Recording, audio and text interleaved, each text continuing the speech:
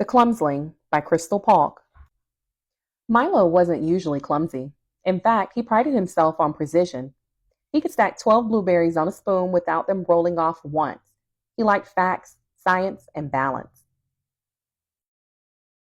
But suddenly, Milo couldn't take 2 steps without chaos.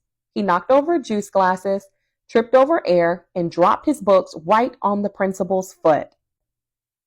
Must be a growth spurt, said Mom, handing him an ice pack. Maybe you're just distracted, said his teacher, ducking a flying pencil. Milo wasn't convinced. Something weird was going on. He knew what to do. Milo turned to his first love, research.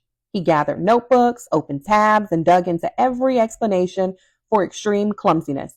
Spoiler alert, none of them included rogue shoelaces tying themselves. He Googled things like invisible banana peels and haunted sneakers. No luck.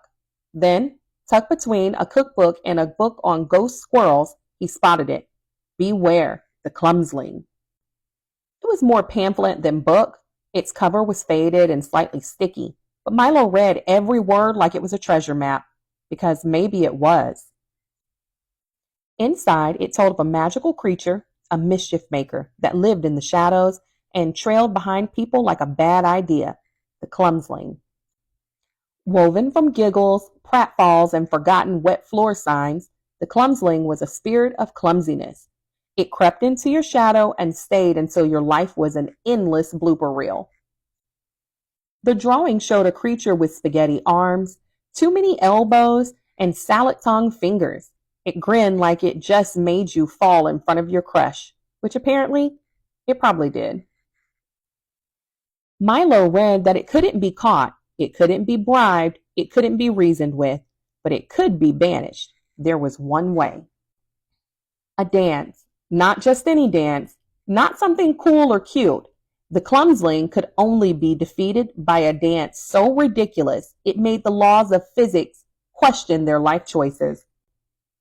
It had to involve noodle legs, wiggly arms, wild mouth sounds, and complete and utter silliness. It had to be the Noodle Shake. Milo didn't wait. That night, he put on his lab coat, his goggles, and his no-slip socks. Then he turned to the mirror and saw it.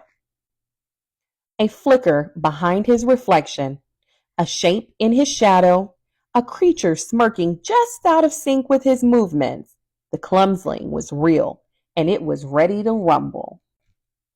Milo swallowed hard, then he spread his arms wide, puffed up his chest, and began the silliest, most ridiculous dance the world had ever seen.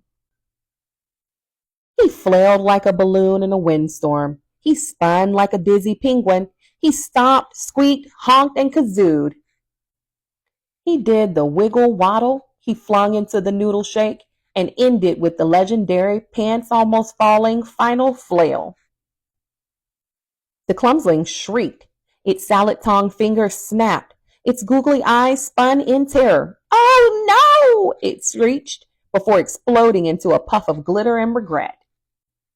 Milo stood victorious, panting, hair wild, one sock missing. He was a little sweaty and very proud. The curse was broken. The next day, Milo walked steady. No trips, no stumbles, no sudden marshmallow attacks. He even made it through lunch without a single spill. But then, his best friend Jenna tripped over absolutely nothing. Twice.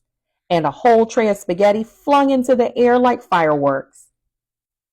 Milo leaned over, lowered his goggles, and slid the book across the table. "Time to dance," he whispered. Jenna blinked. Milo nodded solemnly, and from his backpack he pulled a kazoo. The end.